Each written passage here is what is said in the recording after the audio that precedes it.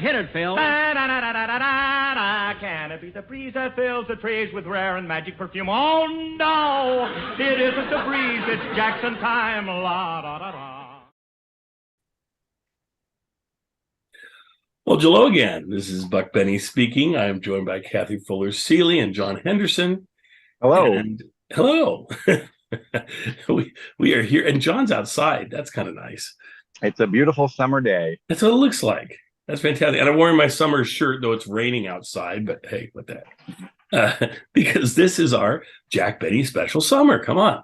Anyway, today's episode is a unique one because it is the Royal Variety performance. And Jack's in it, and George Burns is in it, and Sammy Davis Jr. is in it, plus a lot of other folks. Maurice Chevalier is in it. It's been posted before by lots of people, but it's all been broken up into pieces. So it was all over the place. So I just took all the pieces out there. Not even the same person. It's like a bunch of different people posted this. So I took all the pieces, tried to figure out how they go back together again. I figured out the end. So the last, 4 or 5 acts are correct in order. After that, it's piecemeal, and I just did it like a Benny fan I thought would like it. So I have Jack Benny opening the show. Then there's one act to give him time to get dressed up, because then he does the next bit he does is with George Burns. And then they come out, and he and George Burns do their bit together where he's playing Gracie like he's done many times in the past. And so I thought, okay, he's going to have time to get ready for that. It wouldn't just be who walks off stage and walks right back on with George Burns, because unless he's a quick change artist or something. So that kind of made sense. And then the rest of it, who knows? The middle part is anybody's guess. And so I just kind of threw it together the way it kind of made sense. But it'll be neat kind of seeing this all put together again. There are missing pieces. Max Bygraves was on here, and I looked and I couldn't find Max Bygraves' part. I'm going to take another glance out there just to see, because I don't know if I searched specifically for George Burns. So I'm thinking if Jack had a solo piece, probably George Burns had a solo piece too. I doubt he would just come on and just do this bit with Jack, but maybe he would. I don't know. Because it could have been that they were both booked to do it, and then he called Jack up and said, why don't we do our bit? And he's like, I'm sure Jack would be game for it. So Jack seems to love dressing up like a woman sometimes. So there you go. Anyway. Let's just go around and see what folks kind of thought of this. This is from 1961. And and for folks tuning in, this is going to be the closest to live we've ever had, because we're recording this and it's supposed to be put out there tomorrow. So it'll be on, if you're listening to us, come to us on Spotify, and you could actually watch it on Spotify. I know what you're saying. You're like, Spotify, they don't even do full videos. When you watch a video of someone, they're like just a little clip. But for podcasting, they let us do entire episodes in video format, which is great. So anyway, our all of our video stuff is always on Spotify, and then a week later, I post it to YouTube. So if you like watching on YouTube better, that's fine. You're just going to have to wait a week. So if you want it early, get onto Spotify, because I have all of I think 57 folks that are view it regularly are followers or whatever. So and on my Jack Benny one, I think I have 4,000 followers or something. So we could use more followers on Spotify. Come on over. Anyway, let's go around and see what folks thought of this one. Let's go with John first. John, what stuck out to you, or what did you like about this thing? Before John starts talking, let me say one thing. John and Terry Phillips and I already talked about, we presented just Jack's opening bit before, and we talked about it and spent a while talking about it. And I love having, whenever we can have Terry come in, even if it's old Terry from a year ago or 2 years ago. So we're gonna do this intro, will go, and then we'll switch over to that intro, and that'll be talking specifically about the Jack Benny bit. So we won't talk too much about Benny's own bit, but we didn't talk about Benny and Burns and Allen. Benny playing with Burns and Allen anyway. So now let's go to John. John, go. Yeah. I had seen the Jack Benny part before, which is cool to see, like a little part of Jack Benny But I think it's really neat that you were able to like go through and like a detective find all these different pieces and put it together, so you get an idea of maybe what the whole performance was like. So that's pretty cool. You know, Sammy Davis Jr. is always a great entertainer, and Maurice Chevalier. I just watched the movie In Search of the Castaways with my kids. It's a Disney movie, and Maurice Chevalier is sort of the lead, the star, and my daughter just thought he was the most hilarious character in that movie. And that is just like a year after this. He's probably practically filming it at this point. So Wow. yeah, it's interesting to how everything sort of fits together, and you see all these different pieces. With as a Jack Benny fan, with Jack Benny and George Burns, they've done this bit before, and I'm sure Kathy will tell us more about that. I would say this one, I don't know, he doesn't have the impression as spot on as he has in the past. I feel like he's sort of phoning in, or he's done it so many times that it's just almost like a thing that he does rather than he's like embodying the character. But you know, it's pretty interesting and amazing that he's been doing the same bit for so long and it still works and the audience is loving it. Yep. Well, also you're getting a little further away from because Burns wasn't doing this with his wife. I mean, she'd retired in 58, so this is like 4 years after that or something, and so, which is kind of nice, I would assume, because you get to see a flavor, a style of work with George that you haven't seen in a number of years. So that's probably kind of nice, I would think, for George to revisit that every once in a while. But anyway, Kathy, what were your thoughts on it? Well, thank you for putting it all together and digging up, because I'd never seen any of it before. So it was new to me, and I was really impressed. And I don't know if this is just the way that the BBC, how it was shot and filmed, or the theater seemed pretty intimate. So not like a 5,000, because Jack coming out and doing that first routine, it sounds like you're in the room with him. It doesn't sound like he's on this cavernous stage in front of thousands and thousands. So I thought that was quite interesting, and I appreciated that. I agree with you all that this version of the Gracie Benny routine is just the most sort of quiet, least sort of frenetic, or the excitement of, oh, he's dressing up, he's doing this perfect Gracie Allen imitation. So I thought that was kind of interesting. I read something about a review of the show, and it was either this episode, either this annual version or like one right afterwards, one soon afterwards, where the Queen Mother shows up at the end to say, thank you for having been at the performance. And they'd worked in a joke that said something, ma'am, your car, the police say your car is in the way. And someone off stage throws keys onto the stage as if the performers now, the Queen Mom had thrown her keys onto the stage for the performer to go take it away. And that for the Brits made them laugh a whole lot. So I would think so. Well, we do get a chance to see her, at least in this, because at the end she kind of waves and they kind of show her. It was one of those things that was one of the trickiest parts of this thing when I was putting it together, because it'd be a part that you want people to see. So a couple different people had attached it in different places, and I was like, okay, where does it go? But there was enough of a clue of what they were saying that I could figure out which one was the pasted on one and which was the one where it really belonged. So I figured that out. Like I say, the last part of this is all correct.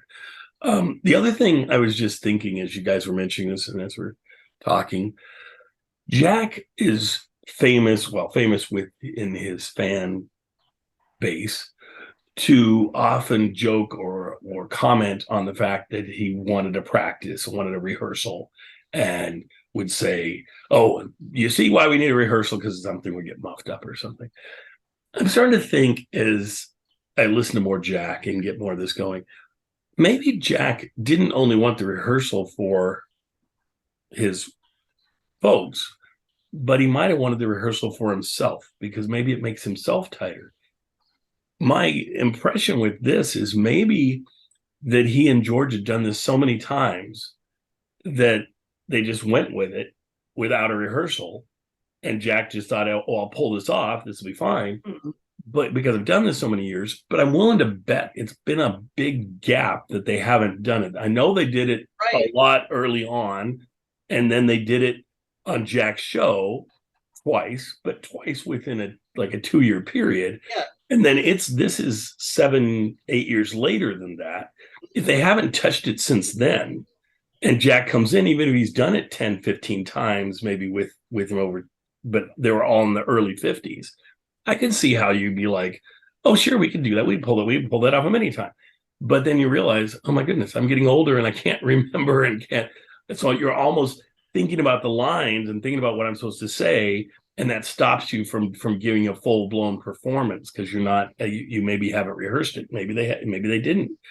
It also wouldn't surprise me at all if this was kind of a last minute thing where he told Jack, oh, bring your stuff to be Gracie, and we'll do that. But who knows when they both flew in and got there and all of that. So maybe they didn't have time for rehearsal either. So that could be and you know what? Contributing piece. He didn't crash and burn. No. It was a fine performance. So we're just so used to this high level that this is oh, it's just slightly lower. Exactly.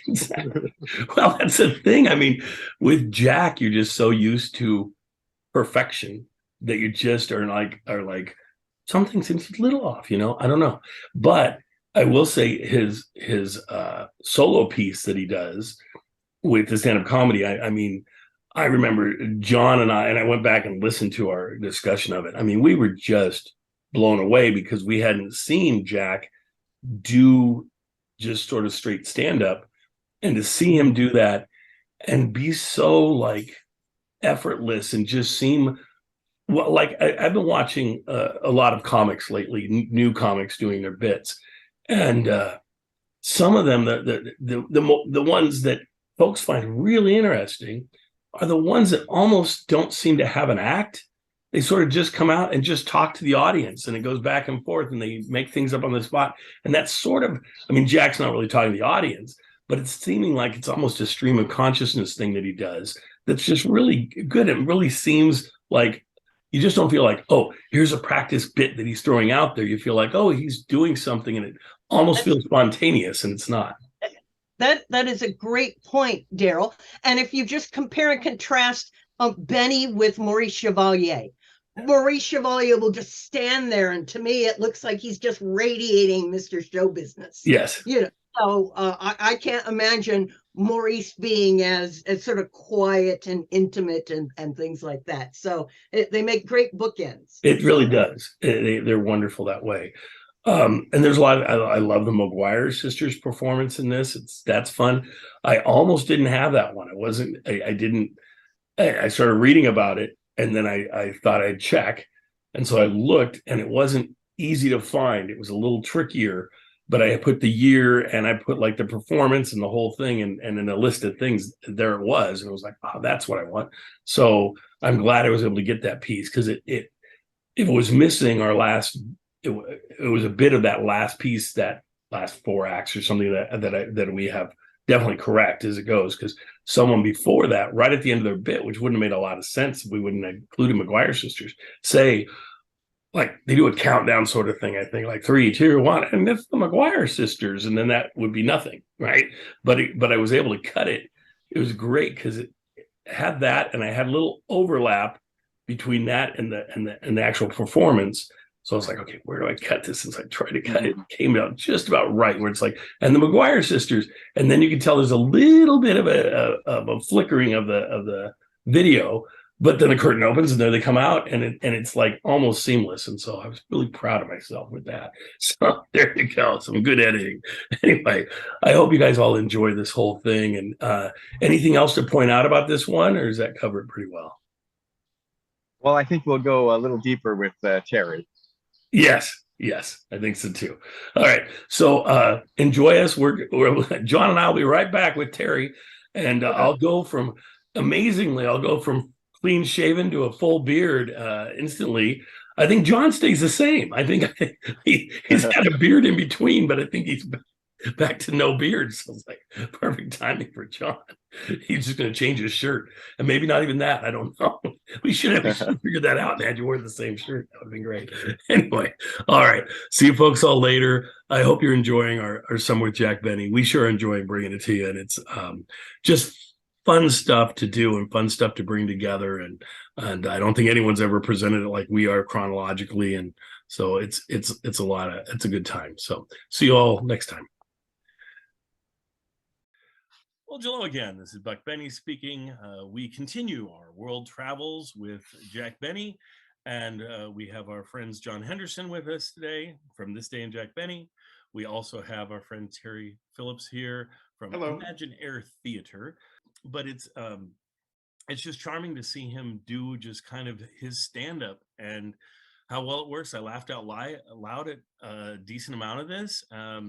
We're not going to give too much away because I don't want to give much away, but there's one of the funniest bits that I've seen is the violin bit that happens in here is just outstanding, and just a payoff for anybody who's enjoyed Jack for many years will just love it. It's one of those bits that if you were watching this is not the first thing to watch if you're going to catch Jack for the first time. It really plays on the history of what we know about Jack and everything. But what just a wonderful piece. I've been having an argument online lately about Jack Benny. They had somebody put out a list of all the top stand-up comedians, right, of all time, and somebody was arguing that Jack should have been on the list and he wasn't on the list, or he was too low on the list or something like that. And I did a little argument saying, stand-up wasn't Jack's biggest thing. I said he's really, if you were going to list the great comedians, or the great talents in comedy, he should be right there at the top 5. But as far as stand-up, I don't think of it. But this does show you how strong his stand-up was, and it was charming. So let's go over to Terry first. Terry, what do you think about this? What stood out? This was the Royal Variety performance.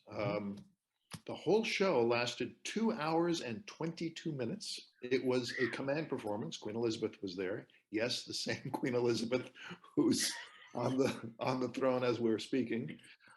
But the bill included George Burns, Sammy Davis Jr., Shirley Bassey, Maurice Chevalier, lots of absolutely top names from that time. And I agree with you, Daryl. This was Jack Benny at his best in a way that we don't usually think of Jack as a stand-up. There's one reference that some of our younger listeners or viewers might not get, and it's a reference to somebody named Van Gogh. Vincent Van Gogh was famous, among other things, for having cut off an ear. And so if you don't know that, one of Jack's jokes might not land for you, but that's just a minor thing. What's more important to me in this brief clip is the thing that Jack is, I think, most appreciated for among comedians, which is his timing. You hang on every line, on every nuance, on every turn. And it's so deliberate, it's so slow, and it's so funny. Yep. For me, when he was holding a violin in his hand and about to play, and then stopping and talking, and then about to play again, to me, it is one of the great performances with talents that I don't know of any comic today, right, or maybe ever, could pull off. Right. And yet it feels so casual the way he presents it. It's like he doesn't have a bit, but he does have a bit. It's hard to explain. You just got to watch it and see this, but it's like no one else you'll ever see. And it's short. It's 10 minutes, but it's 10 minutes of delight and 10 minutes of yet another facet to this wonderful comedian that we love so much. And there's one last thing I want to say about Jack Benny, which is his universality. This was recorded, performed in front of an audience in London, England, and yet everything he said landed with them. Now, it is true that the British and other people know a lot about American culture, and Jack Benny was already, world famous. And yet they got every joke. And it wasn't like he was particularly tailoring it for a British audience. It's just that he was universal in his appeal. Well, and I love the part, I'll just give away, this is not much, but just the fact that he was there in 49 and talks about how they demanded that he come back, so, you know, or whatever. The joke is, yeah, because it's been a long time since he's been back there, but he plays it up really well. Anyway, John, what are your thoughts on it? Well, it's interesting to hear the old radio show where he comes back from England and he talks about playing the Orpheum, how the audiences were, how he did, you know, talking about his live performances. And I've always been like, oh, I wish I could see one of those live performances, or at least hear one. And I've looked to see if I can find any, you know, recordings of live performances, and I have never been able to. So it was great when you came with this, and here is, you know, a chunk of a performance of him on stage at the Orpheum. So I thought it was really interesting, and to sort of overlay that on top of, you know, those parts of the radio show is really interesting. It was, you know, when I imagined it, especially the way that he described it, it's always so, I don't know, I guess my imagination was different than this. This was more real, like the Jack Benny that we've seen already. And I'm like, duh, of course, it's Jack Benny. So yeah, I should have known. It's not going to change entirely. He starts delivering lines like Bob Hope. That would be hilarious, but no. Yeah, I do think it's an interesting question of Jack Benny as a stand-up comedian, because we've seen him on his television show doing some monologues and doing some straight jokes. And it's like, you know, we can see what are his strengths, which is like the pauses, the looks, and things like that. And maybe some of his jokes are a bit predictable on the television show, but that's probably because he's got writers who are trying to, you know, pump out content, especially by the end of the run. Sure. Whereas this, I think he's probably got a number of bits that he saves for his live performances. And so he's able to hone them like a stand-up comedian would if he's going from town to town. So yeah, I thought this was a great, you know, sort of snippet of what Jack Benny's like on stage. John, I'm so glad you used the term casual, because maybe more than his timing, that's what Jack's appeal was. It was like he was just talking to you.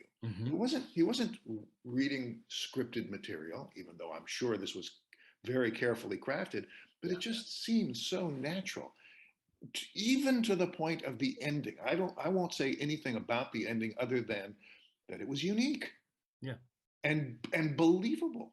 It was just, I mean, there aren't very many comics you can say have a perfect set.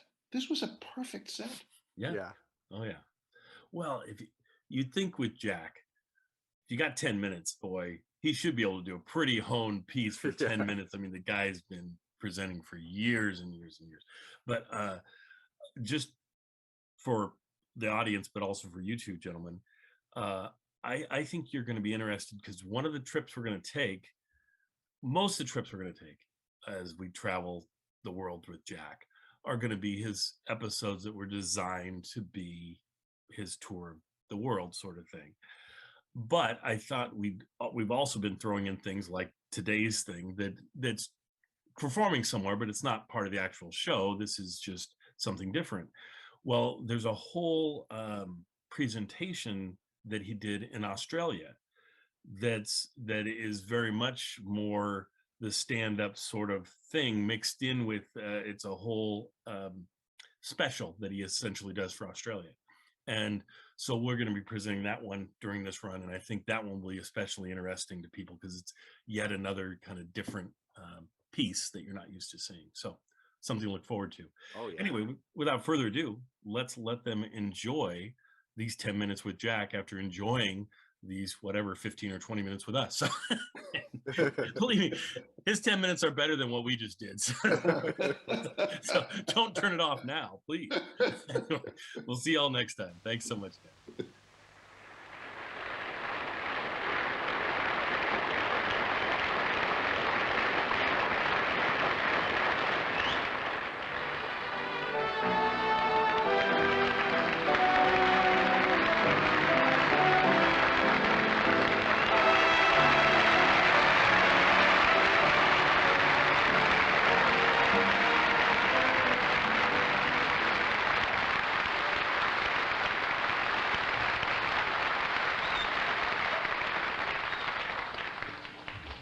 Gee, I'm not going to be that good, really. Thank you very, very much, ladies and gentlemen. My God, he looks so much younger on television.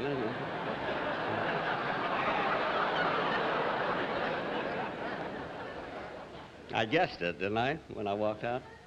But I want to say that I'm really very, very happy to be here for the Royal Variety Show, and I feel that this is a sort of a return engagement for me. You see, I was here for this same show, for the Royal Show in 1949, and I was such a big hit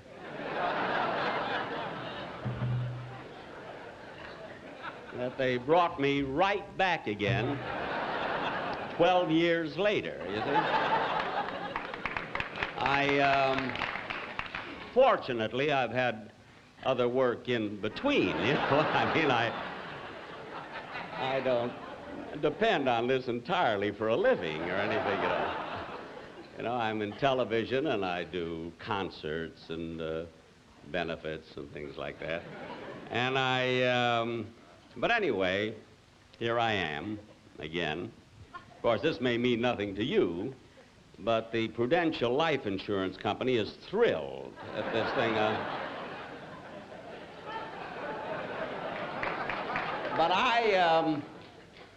you know, I must tell you, Friday, we arrived Friday, and I was met at the airport by incidentally, I wasn't introduced when I first came on, so those of you who do not recognize me, I'm Bob Hope, you see. But I know he's in town. I thought I'd take advantage of it.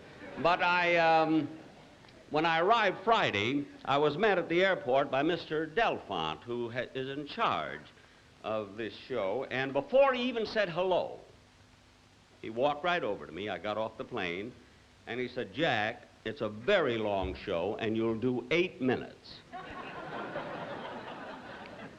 Then as we synchronized our watches, he said, "Did you have a nice trip?" And I said, "Yes." And imagine I flew 8,000 miles practically to do 6 or 8 minutes. 8 minutes he allowed me. It was 8 minutes, that was it. And he, of course, I can't understand. I was here, when I was here in 1949, they allowed me 35 minutes, you see. But of course, that was for landing, doing my act, and getting out of England at this time. This I couldn't figure out at all because my great-great-great-grandfather was a British hero, you know. His name was Benedict Arnold. And we don't talk very, very much about him at home. But I must tell you, I have a doctor here. I'm not changing the subject or anything. It's about my arrival. But I have a doctor here in London who is one of my closest friends. And we've been friends for many, many years. And although we do not see each other often, we write to each other, correspond. And he worries about me a lot, this doctor here. And I'm not going to mention his name. First place, it's not ethical, you know. And then in England, I wouldn't save anything anyway. But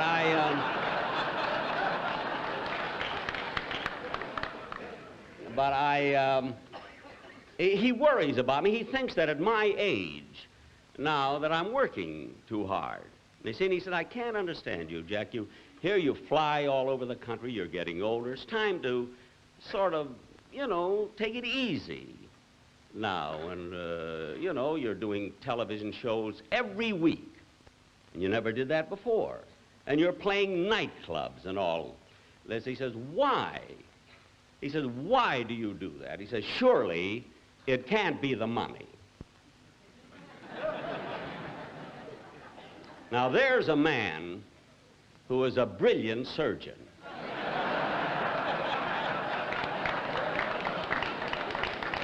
But the minute you take off his rubber gloves, he's an idiot, you know.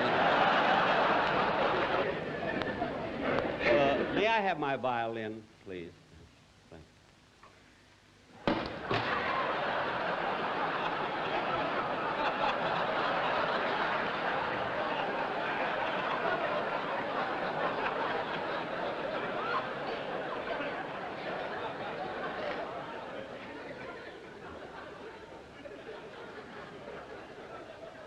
Well, that's their opinion, you know. You could what you want about it. Mr. Collins, could I have a violin? Well, thank you very, very much.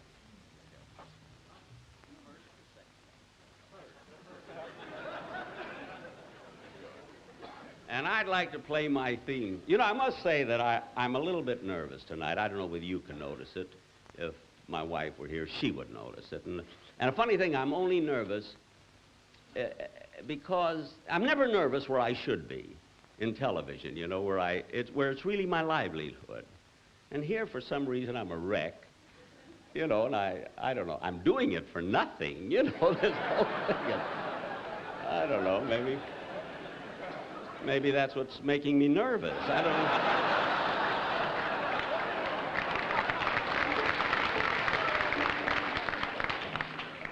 But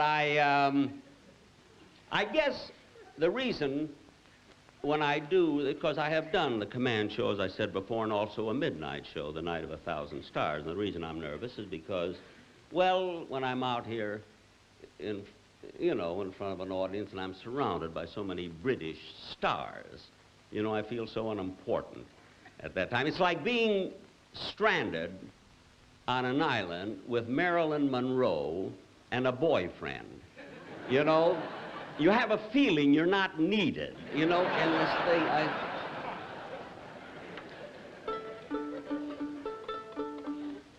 Could I have A, please?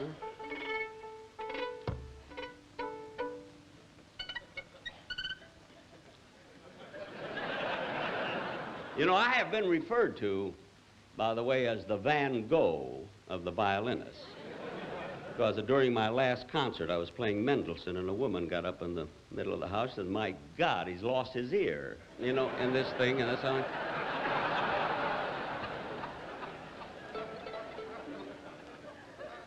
we'll play, and, you know, I must tell you, just one more thing, and then we'll play. If I got just a half a minute, I must tell you, you know, Maurice Chevalier is on the show, and we're very good friends.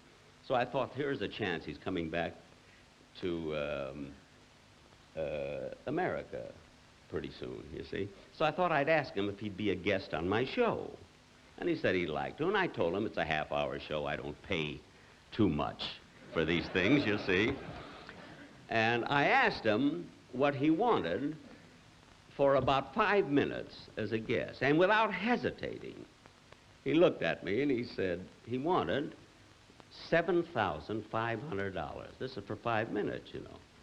So I just stared at him. I mean, I don't know. I didn't bat an eye or move a muscle or anything. I believe they call it temporary paralysis.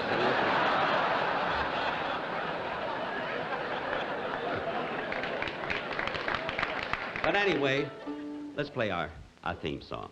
Okay.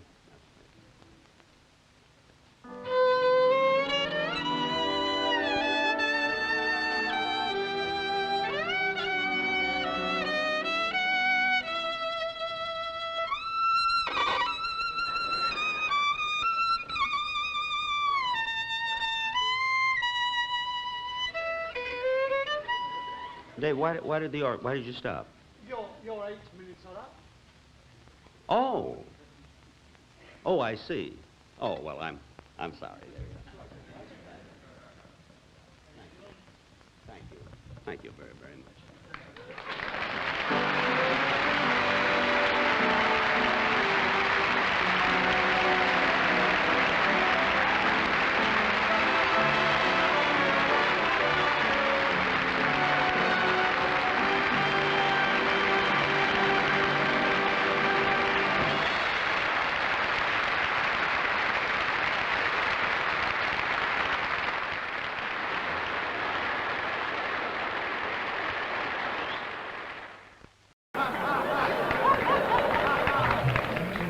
Ladies and gentlemen, I've been trying to think all day of the one way of describing our next star. I think the only word is fabulous, because it's fabulous Shirley Bassey.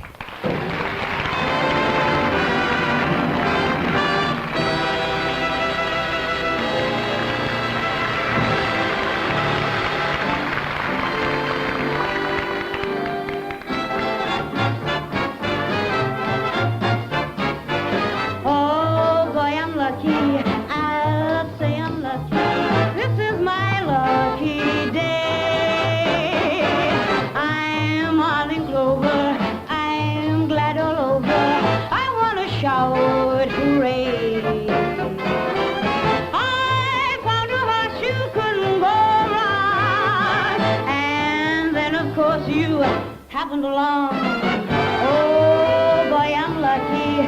I say I'm lucky. This is my lucky day. I'm shooting high, got my eye on a star in the sky. Shooting high, I'll never stop till I get to the top. Tell me why. Shouldn't I? You know it's you I'm after. You're my lucky star. I'm on a rainbow rafter, climbing up to where you are. I'll have a time, it's a climb, but I'll make it alive. Shooting high, shooting high, shooting high. I'm shooting high.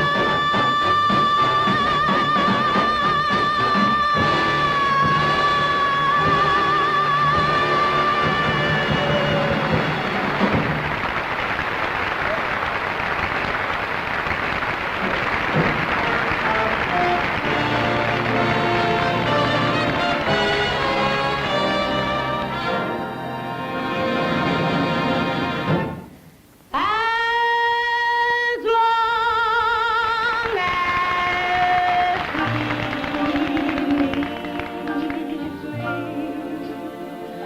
I know where I must be, I'll cling on steadfastly. As long as he needs me,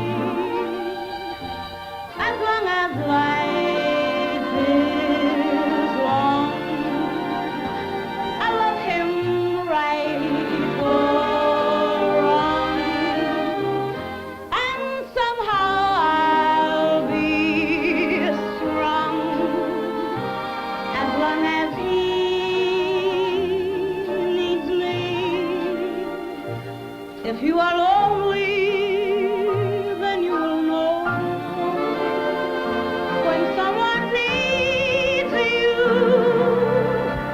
you love them so.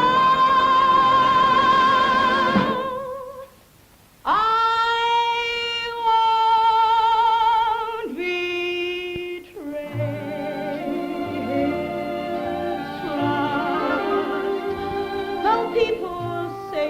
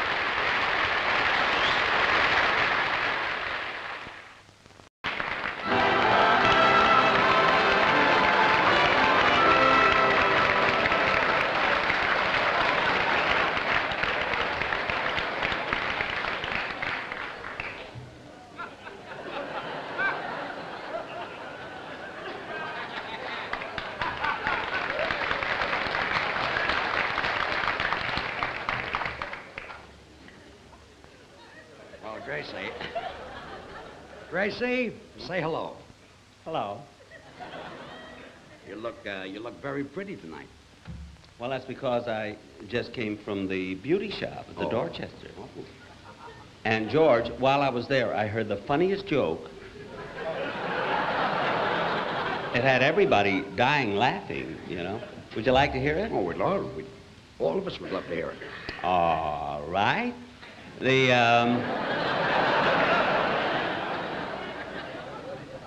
This one fellow said to the other fellow, "If you don't think so, brother, you ought to see my wife."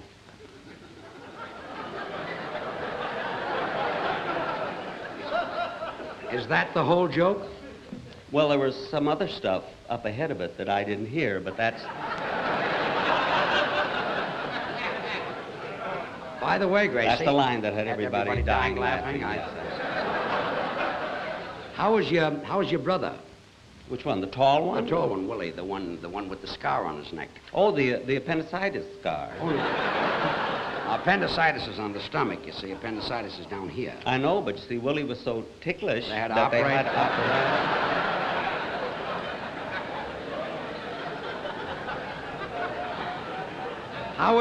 How is Willie? I said, how is Willie? Willie? Willie, yeah. Oh. Well, Willie broke his back, you know. Oh, I didn't know that. Broke his back. On account of he's left-handed. Broke it on account of he's left-handed? Yeah, you see, he had a donut in his right-hand pocket, and when he tried to get it out with his left hand... He broke his back? Yeah. Well, the next time he's got a donut in his right-hand pocket, tell him to try to take it out with his right hand. Well, that's hard to do when you got your pants on backwards.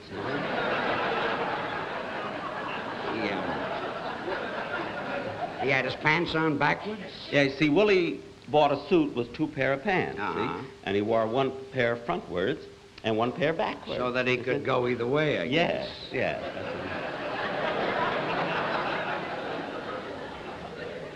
That's when the truck hit him. The truck? What truck? The truck that didn't have its light slit. Well, why didn't the truck have its light slit? Because he had his pants on. Now, wait a minute. Did the man in the truck have his pants on backwards, or did Willie have his pants on backwards? Oh, George, you're trying to confuse me. Yes, I'm confusing you. But the fella in the truck, why didn't he have his light slit? Because it was in the daytime. He didn't have to.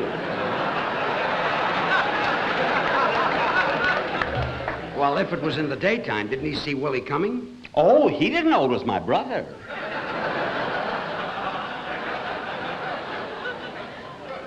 He just saw 2 pair of pants coming towards him, so he drove between 'em? right between them, yeah. Gracie, this family of yours, do you all live together? Well, my brother and my uncle, my cousin, and my nephew, they all sleep in one bed, you know. I'm surprised your grandfather isn't sleeping with them. Oh, he did, but he died, so they made him get up. That's the cue.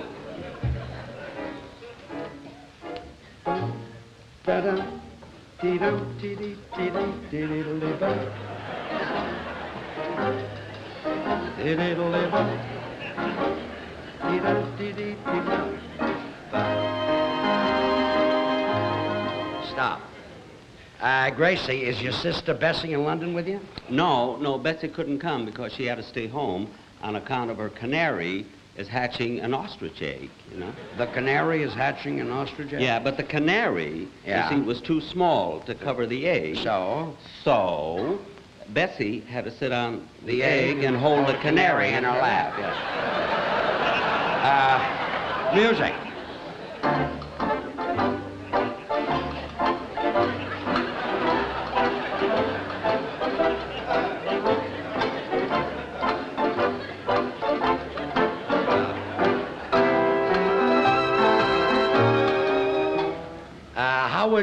How was Bessie feeling?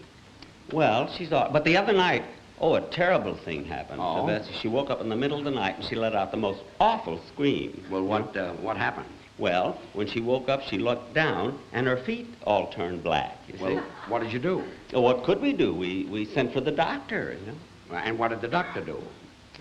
took off her stockings, and we all went back to sleep again.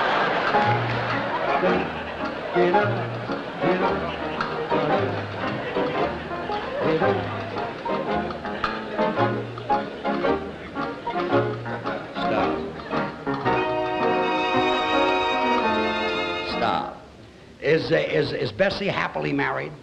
Yeah, she has 8 sets of twins. You know. 8 sets of twins? Mm-hmm. You see, her husband makes bookends for a living, I see. and it affected their whole lives. Yeah. Music.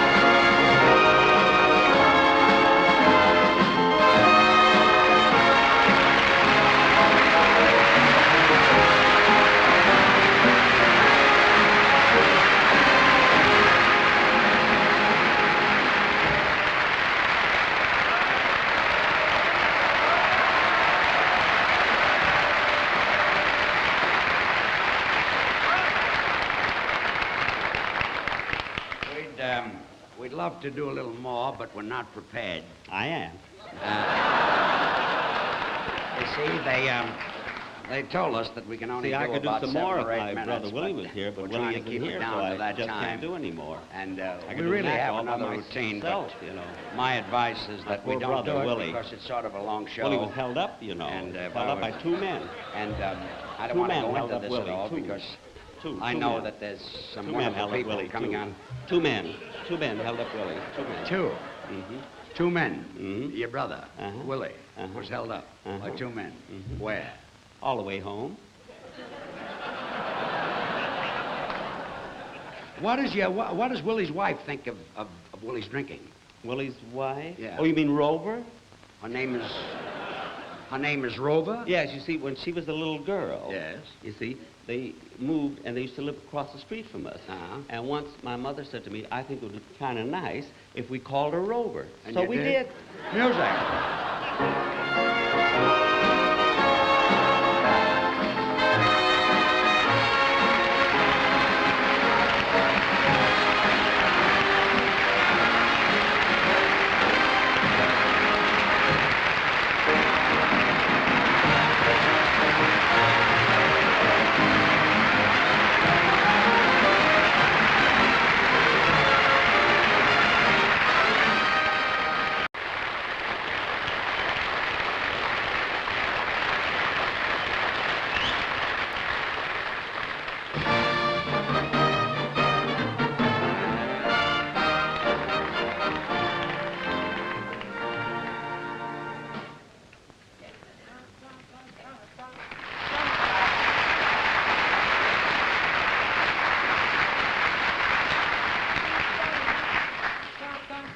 Hello there, Daddy. How are you? Listen, I was wondering. Sir, what can we do for sir? We? Yeah. I thought you were here by yourself. You gotta. Oh! What can I do for you? I didn't understand. Yeah. I was wondering. I'm in town for just a brief few minutes. Oh, yes, I understand. I would like to buy a hat. Yes, what particular hat did you have in mind? I'd like to buy one of these derbies. Do you mean a bowler? No, I don't bowl with her. I play a little golf with her every once in a while, but that's about the extent of it. No, sir, the hat is called a bowler. Oh, the hat! The hat is a bowler. you Oh, see. I didn't We know. have various sizes here, and of course, over there, as you see, is our international section. International stickler. That's all. Look at this. Oh, no, Isn't that wonderful? You can do all kinds of jokes with this. Many men smoke, but few men chew. You can do things. This one ought to get you. This ought to get you. Well, I keep hoping, Mr. Dillon, but nothing's coming out. And then I do other ones like, like impersonations of people like Cary Grant. Hello, my darling, I tell you I love you. Yes, I do. Where is all that girl that you tell me about? I do all those kind of things. And then, oh, look at that! A derby! Oh, no. And I've changed our local Italian I'm what they used to be. A rickety-kee, a rickety-coo. Well, you don't understand. You see, I'm an American. Oh, really? I would never have guessed. No, you don't understand. I'm an American entertainer. I'm Sammy Davis Jr. Yes? Yes, and I do impressions, and I sing and I dance. Jerry Lewis. La la la la la la la la la la la la la la la.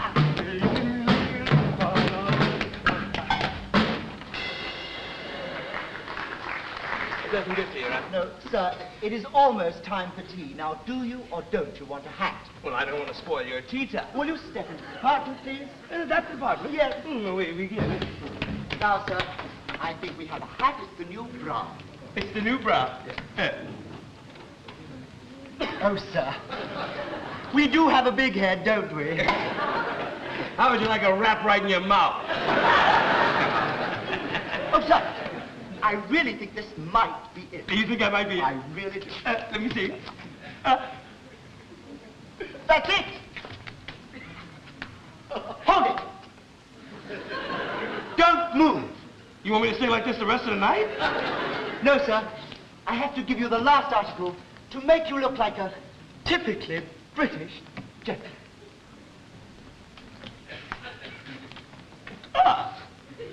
It does give me sort of that distingué feeling, don't you think? Oh, it's superb. I mean, do you think it's really right for me? Oh, I do, sir. I mean, really, if you would just glance this way, this is exactly how I came to work today. It's a wonder you weren't arrested. I tell you what, seriously, since you've been so kind and so generous to help me, Yes, sir. I was wondering, do you think, since it's hands across the sea and all that sort of thing, Oh, yes. could we do something together? Oh, let's. Shall we dance? Shall we lay down some leather? Shall we fly? I made your eye. Shall we dance? Shall we make us some music, you and I? On the chance that you must learn to do a step like this.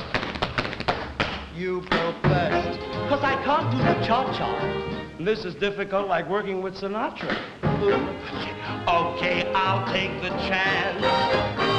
On the clear understanding that Gene Kelly will not show up. Shall we wail? Shall we fly? Shall we die? Just 1 second. On the clear understanding that Bruce Forsyth will not show up. Shall we wail? Shall we fly? Shall we die?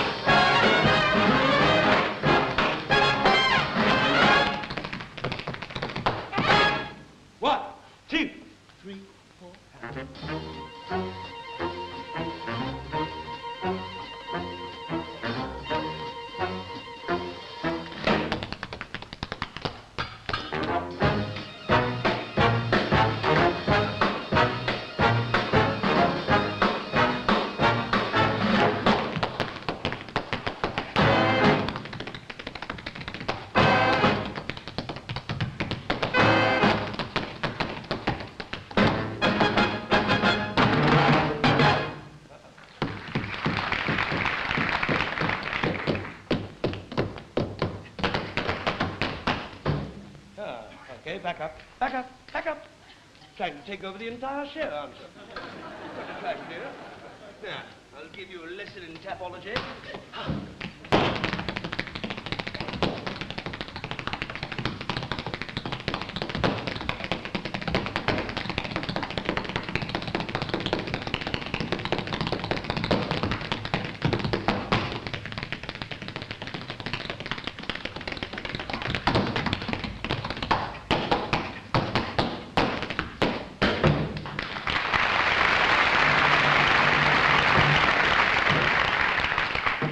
Well, Stanley, it's your turn now. Go ahead. Now? Now.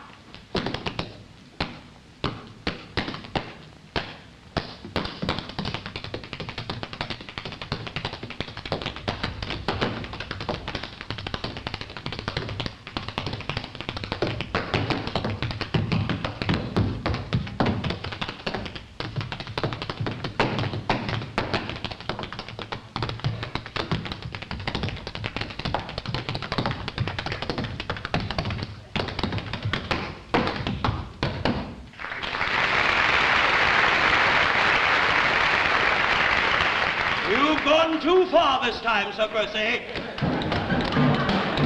Even the Scarlet Pimpernel won't save you. Come here, come here. I'm going to give you one more chance, Daddy. Yes, sir. Here we go.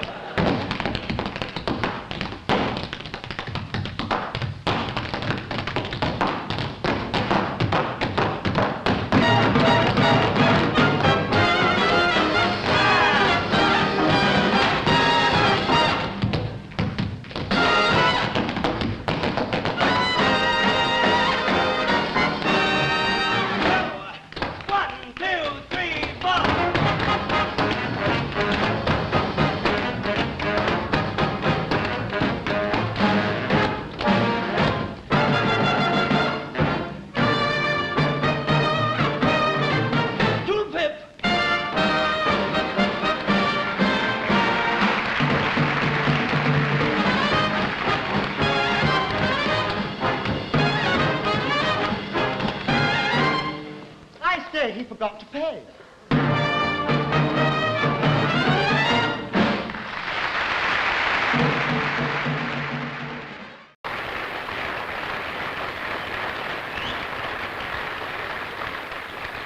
Scotland has produced many great entertainers in its time. We have now the latest star to be born just over the border. First Royal Variety Show for good luck to you, mate. Andy Stewart, come on then!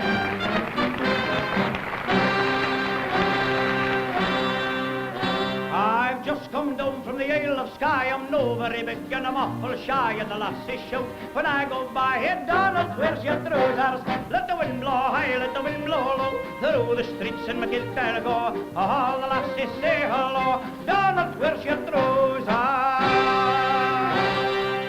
It took me to a ball and it was slippery in the hall, and I was feared that I would fall, for I had nae on my trousers. Let the wind blow high, let the wind blow low, through the streets in McGuire go. All the ladies say hello, Donald, where's your trousers?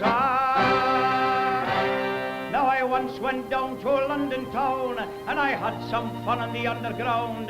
The ladies turned their heads around, saying, Donald, where are your trousers? Let the wind blow high, let the wind blow low, through the streets in McGuire go. All the lasses say, hello, Donald, where's your trousers? Well, that's the way we sing the song in Scotland, but probably nowadays it would have more international appeal, sung something like this.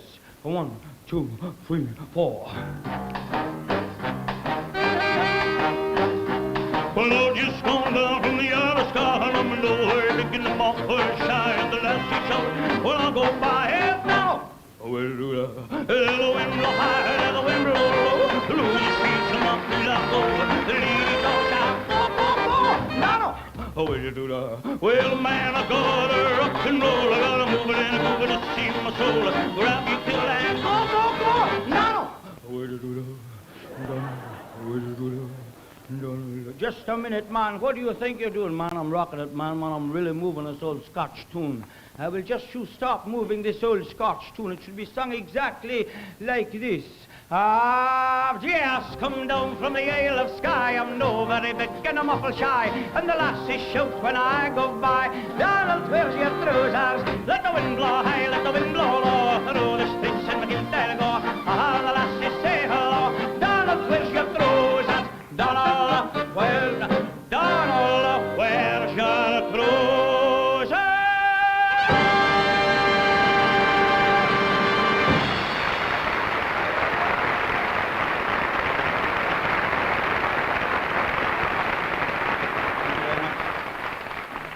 Thank you very much. Good evening, ladies and gentlemen. May I say how very thrilled I am to be here this evening.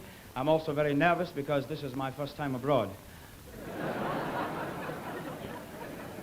I knew I was going to be abroad, so I decided to feel at home I would wear the kilt. And I do feel at home in the kilt, and I'm very, very glad to know that the wind has dropped down south.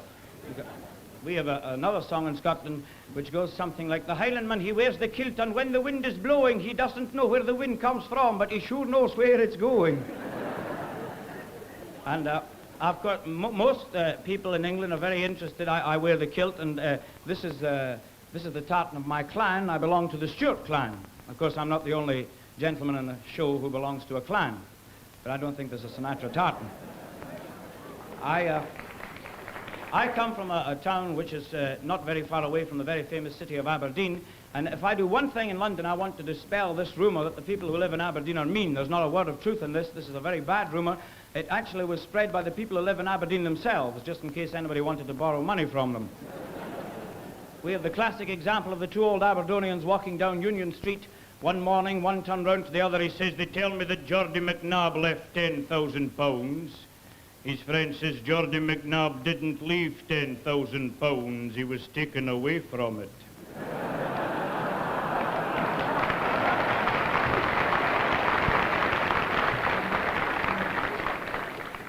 However, be that as it may, I'd like to sing for you now another song. This is a song which I've been very happy to be associated with.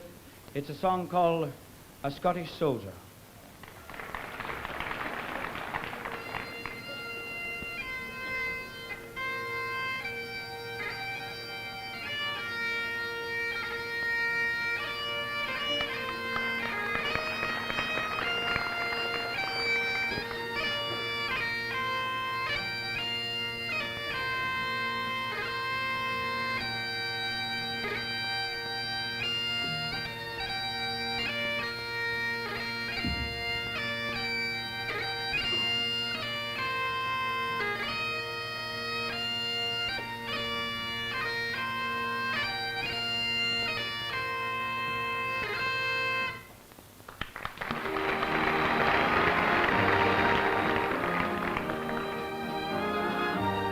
There was a soldier, a Scottish soldier, who wandered far away and soldiered far away. There was none bolder, with good broad shoulder. He'd fought in many a fray and fought and won. He'd seen the glory, he'd told the story of battles glorious and deeds victorious. But now he's sighing, his heart is crying to leave those green hills of Tyrol, because those green hills are not Highland hills or the Island hills. They're not Mylands hills, and fair as these green foreign hills may be, they are not the hills of home.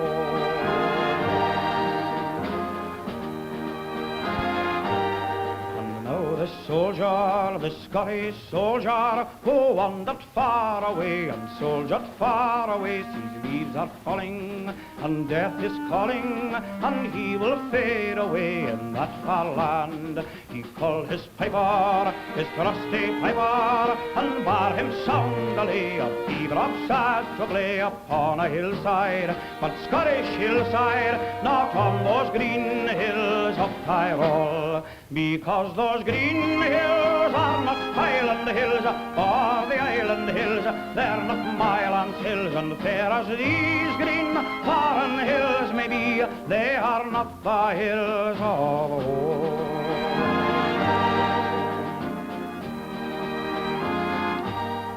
And now this soldier, this Scottish soldier, will wander far no more and soldier far no more, and on a hillside, a Scottish hillside, you'll see a piper play his soldier home. He's seen the glory, he's told the story of battles glorious and deeds victorious.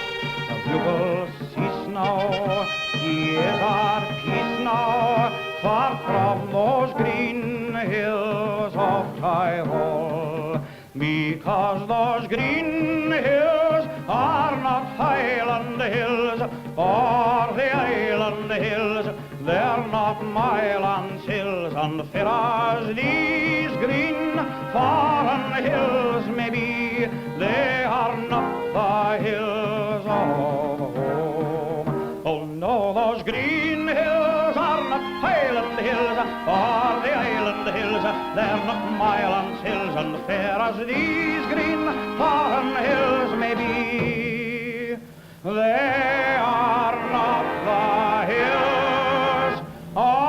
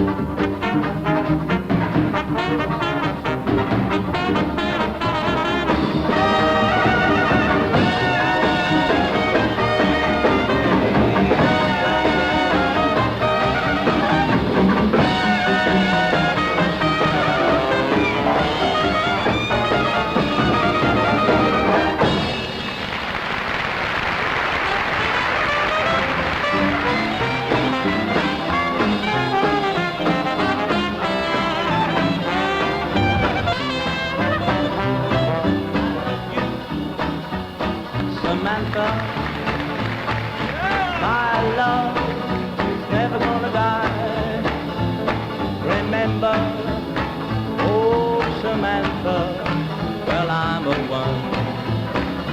one gal guy. Together, oh Samantha, we could ride a star and ride it high. Please remember, oh Samantha, well I'm a one gal guy. But it's some distant day, you should come to me and say, get away, go away, goodbye. Well remember, oh Samantha, well I'm the 1, 2, 3, 4, 5, 6, 7 gal.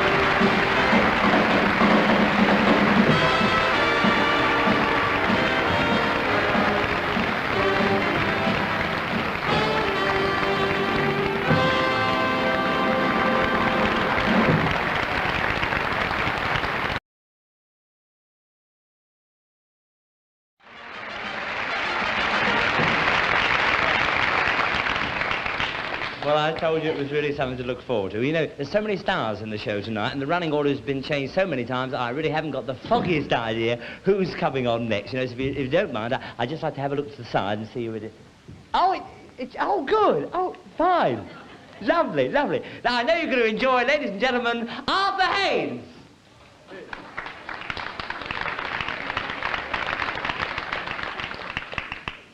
I'm sorry about you. Look. You've made a bloomer. What, why? I've been on in the first half. Were you really? Well, of course I was. Well, I didn't announce you, did I? Yeah, where did you get to? Well, I saw you standing there doing this. Well, you were doing it to me, so I thought I'd do it properly. There's no need to be rude about it, is it? Well, look, well, you were standing there. I was just having a look. I was having a look. I'm entitled to have a look. Well, you haven't helped me at all. You see, I want to find out who's on next. Who's on you next? should read the programme. You'll find out who's on next. They're on the side. Oh, the two boys. Is it the two boys? It's Morecambe and Wise. Come on, boy. Morecambe and Wise. Hey, wait a minute. It's not us. No, we were on in the first half. We were we? Yeah. Were you really? Were you? I didn't see it. On the first half? Yeah. Just a minute. Who else? You didn't say you were going to say that, did you? I'll take that back. I held it back. I've got to hold something. Yes, he's built his part up no end. I'll say you built his part up. Give them one line and they go mad. Get one in, you know. I'll get one in. I don't know. Hey, maybe it's the interval now. Nah, it can't be the interval. Can't be the interval. Why not? How are we going to find out? Well, it could be the interval. You never know. We were How on are we in the going to find first out? half. We were on in the first half. Come on.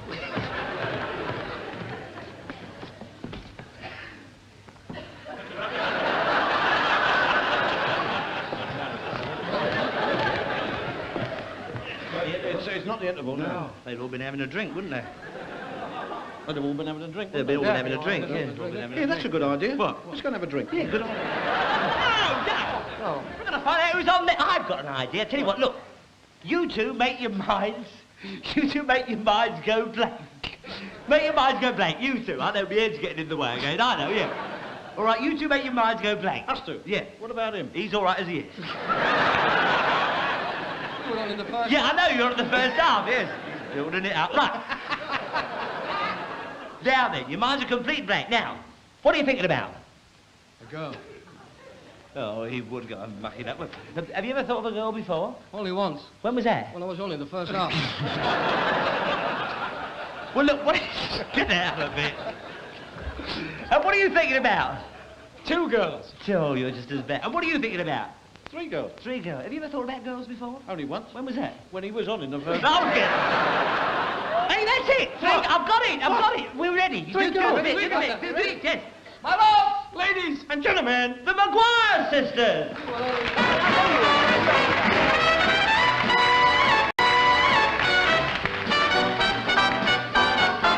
That's a plenty's got a beat in it, the rhythm's got a lot of heat in it. I bet you 5, 10 to 5, it's gonna get you doing what it's doing to me. The Dixieland comes oozing out of it, the Dixielanders sure are proud of it. They call it jazz, what it has, that's a plenty for me. It takes you down to New Orleans, down Bassey Street with all the green. You don't have to have the mean, a little bit of rhythm and you're going right with them. Shut my big brown rolling eyes if you don't rock it to the skies. Hey boy, that's a plenty for me. You're gonna get mellow when that fella blows his horn. Where the blues are born, you'll be gone. The drums are trumping, ain't that something?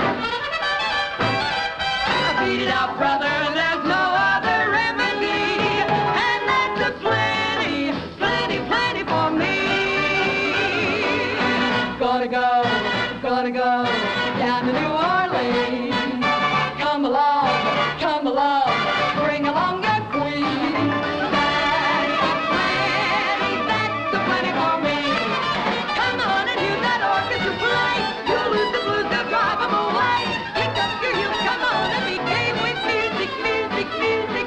If that's the treat that you're looking for, don't go down to the corner store. Here's a beat and a plenty more for you to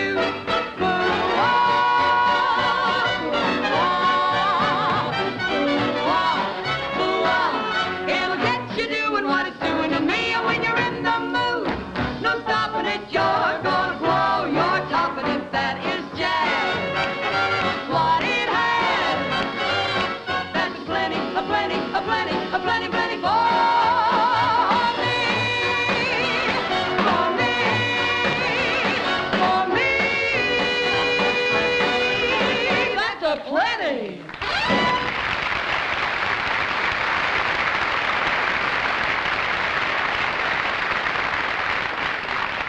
Thank you very much, ladies and gentlemen, and good evening, everybody.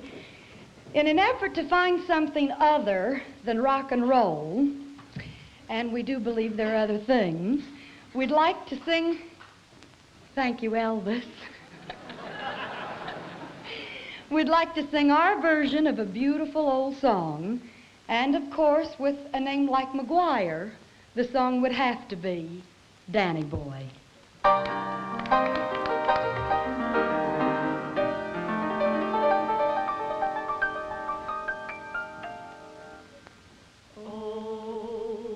Danny boy, the pipes are calling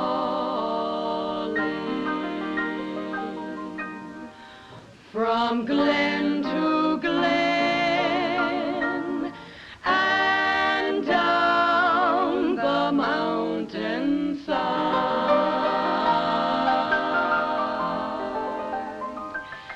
The summer's gone and all the roses falling. It's you must go and I must bide. Oh, come ye back when summer's in the meadow, or when the valley's hushed and white with snow.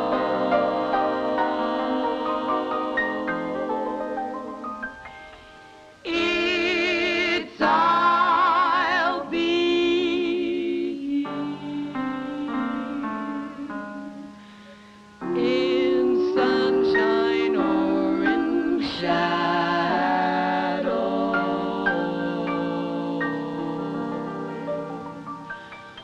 Oh, Danny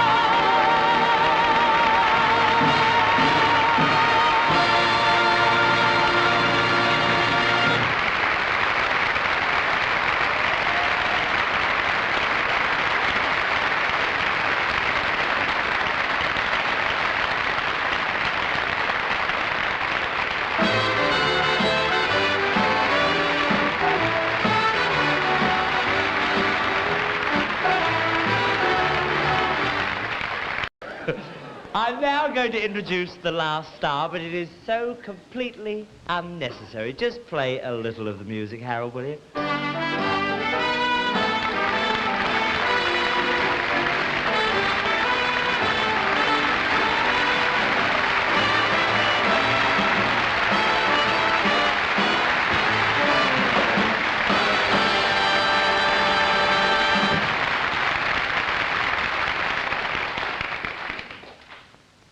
Ladies and gentlemen, after the crazy gang,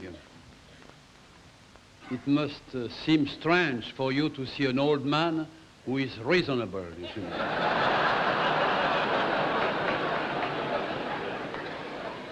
You know, ladies and gentlemen, I was very touched when I was asked to come and appear tonight because I have been appearing for the royal family for such a long, long time, you see. I think the first time goes back to King Edward VII when he came to Paris, you see. And since then, very often I've been singing for the King and the Queen. And to feel that I've been asked tonight has made me very, very happy and also a little bit hoping, you see, hoping that maybe one day, if I have a little luck, I could sing for Prince Charles, you see. Who knows? And maybe for his descendants. Who knows? Ladies and gentlemen, anyhow, it's a great honor and I appreciate it terribly. I'm going to sing a song that I'm sure that some of you must have heard somewhere since 2 or 3 years. Each time I see a little girl of 5 or 6 or 7, I can't resist the joyous urge to smile and say thank heaven for little girl. For little girl, get bigger every day. Thank heaven for little girl. They grow up in the most delightful ways. Those little eyes so helpless and appealing, one day will flash and send you crashing through the ceiling. Thank heaven for little girls. Thank heaven for them all, no matter where, no matter who. Without them, what would little boys do? Thank heaven, thank heaven, thank heaven for little girls.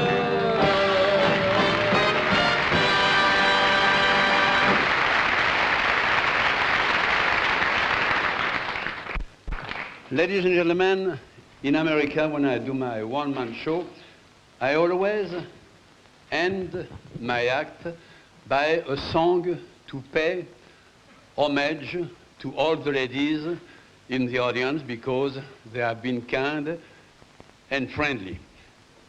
For that, I have chosen an American song that is very cute, that is very charming, and which is a sort of the best compliment that a man can make to a lady. So tonight, I'm going to pay first my homage to the most important lady in the audience, and then I'll sing it to all the other ladies in the theater, eh? So, Your Majesty, with all my respect, all my admiration, and all the love that all the people of my country have for you, please allow me to sing to you in this time when a new great little one is enriching your family. Please let me sing to you. You must have been a beautiful baby. You must have been a wonderful child. When you were only starting to go to kindergarten, I bet you drove the little boys wild. And when it came to winning blue ribbons, you must have shown the other kids how. I can see the judge's eyes when they handed you the prize. I bet you made the cutest bow. Oh, you must have been a beautiful baby, 'cause Majesty, look at you now. You must have been some beautiful baby. You must have been some wonderful children, when you were only starting to go to kindergarten. I bet you drove the little boys wild. And when it came to winning blue ribbons, you must have shown the other kids how. I can see the judge's eyes when they handed you the prize. I bet you made the cutest bow. Oh, you have been some beautiful babies, 'cause ladies, look at you now.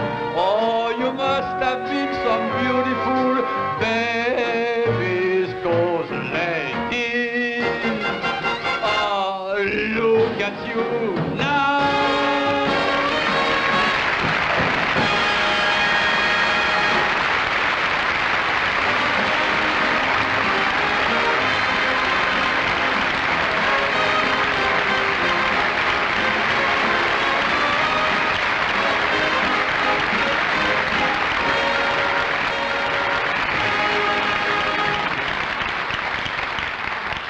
Ladies and gentlemen, now the finale. Here are all the artists that have entertained you this evening.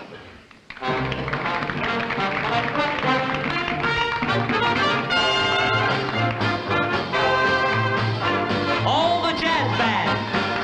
The jazz bands.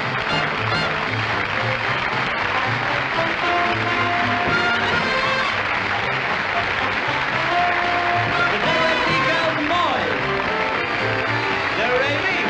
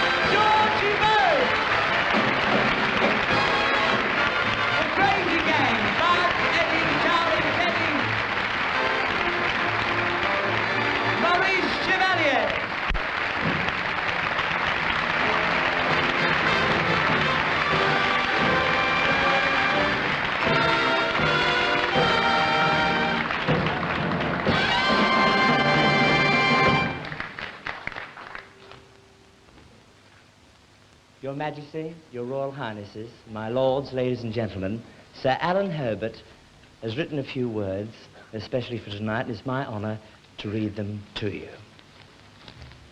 For 50 years, the new mechanic age has done its best to drive us from the stage. We can be photographed, recorded, canned, and sent to every dwelling in the land. Why should the citizen attend the star? He's got her in the kitchen or the car. Yet the old stage still lingers in the land, and here, miraculously, ma'am, we stand. Ladies and gentlemen, our thanks to you for kindly coming and for staying too. You have, be sure, put better days in store for good old players who can play no more. Your Majesty, dear mother of the Queen, you can bring sunshine into any scene.